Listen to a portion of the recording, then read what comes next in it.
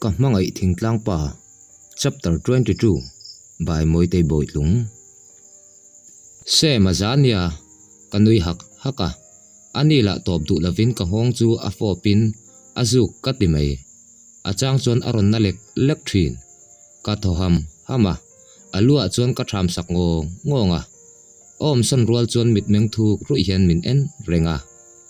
Kay ero thok pa nga itumin katoko kok thung. Email trazual sot may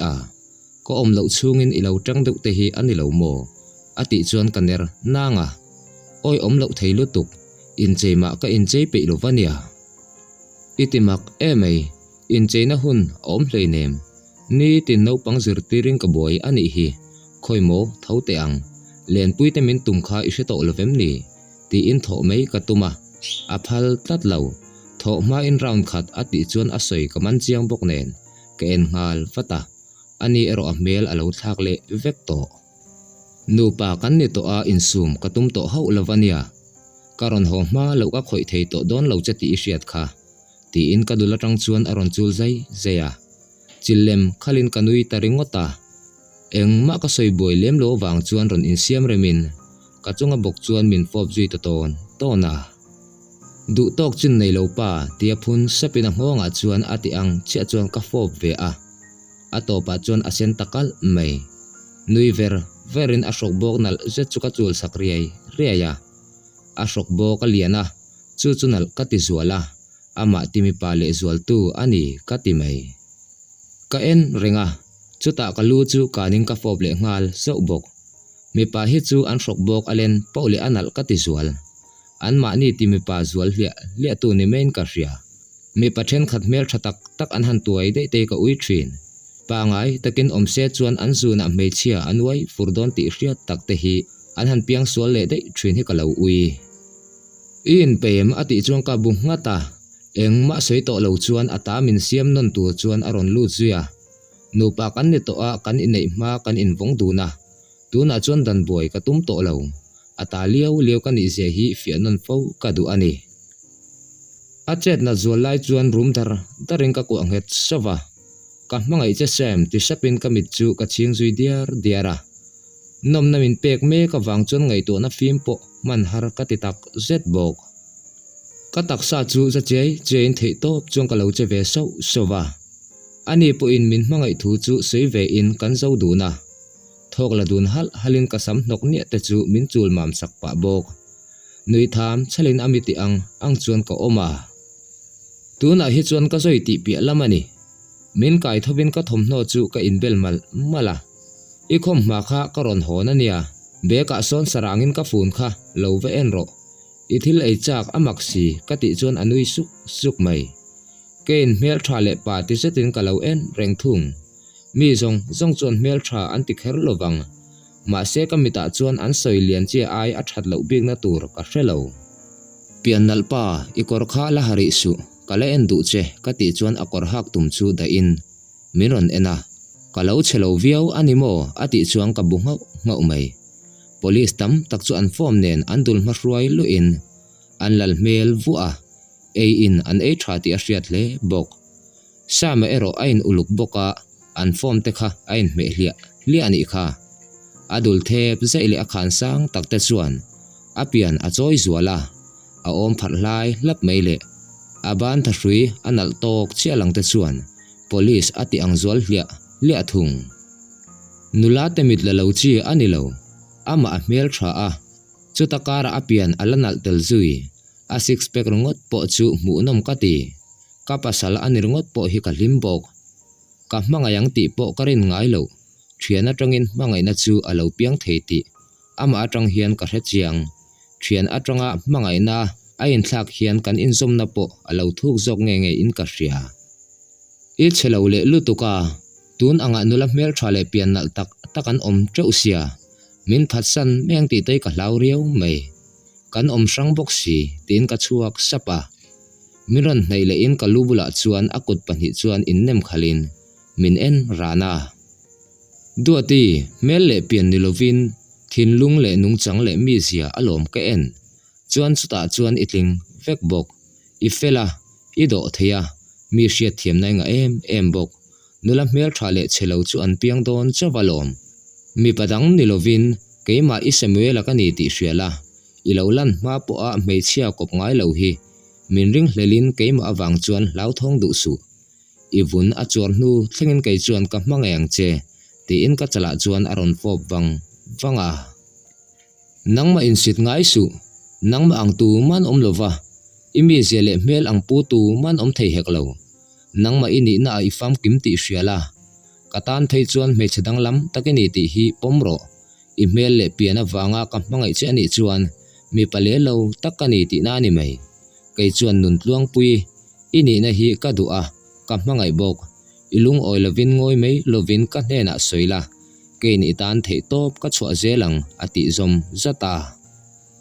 athu sei chuan min ti hlim tak zet keipo in nanglo mi padang ka momo ngai lovang nangpo in meichia mei kanina awangin kalaka zep nei lola eng po i har satna te idu zong te kalaka soi thrin la inu pui kanina angin kati thei awm chuan kati ze lang ti in ang honga kwa chung chuan ka thu chuaka ka hlim lutuk chu ka thil ti reng chu ka phur sur mai in bol fine ka hate chu kanota company chuan rong bol dunin kan in chhai pa hetiang hian nu pani hi alo nu mang ti hi ka ring ngai lo karin phak ba kani kan nu le pa te po in fiam ve fo ma se atam zo ka chuan fa te an puitlin meu hi chuan an tha azoi ve to bok nen an kulmu krutlat to a semenan ero nu panun nom cholai takan tong ka tilo theilo choi kham chuan leng tur chuang kan in zui chuaka awi thi zo kan kenga among asang bok nen kalang sar wo te hian ka hria nuiver verena ma chu ka ku a chelo bok nen bai ka han khal le phei chu a mu nom bok aniang zama kan din chang chuan nula ten min thlir du viau mai bong kon kan thlen meu chon som pakhat ari ti a zam om reng hi chu anin om deuh chu ani khopui om kanin na chu wa chho ve dom po in lir theiken zel angai le traffic zama reilu tu kan tang reng hi kaning ber bong kon kan thlen atang chuan zam om to lovin dur tlang lama kan tan chawa ko hoi le veu thin ma ni pasalte nen ngei len chu anuam ngei mai kangkal na tur mun kan thlen chuan hoi kwalin midang lo lon tur anom ve boka chung hau chu zuin kan ti howa aizola piang le selian ma ni ila voi khat ma kalalon lo bok nen akong ka hrelo hrim ke ai sheman a hredai zok midang ho nen chuan in zui tham in semenen chuan thalak na rem chang dewa chuan thla in lak tirin kan hlim hlom viawa anni po kan lak vele thin bok mi hi an lo filin an lo polite kati atlang kan thleng chowa thli chu atho hewa nuam ti tak chuan hoi kwal velin sema chu ka kai kwala atlang mor dewa te chuan dingin thla kan in lak tira kan in post kwal na samei puan kan ken chu pha in kongsir mun zol la ya chuan thu in ani amu a kamal chu kham ngei le ngal mi an local zel hi thaute a boi thlak thei e mei shem ti in a lua chuan ka tham saka nin om a ho mei in ngai zong ve kan ni so ke ni chu nu pa enu pia pa aron spell kherani chu nui atiza ngei om deuh sia tong dan vel hi athiam ve mole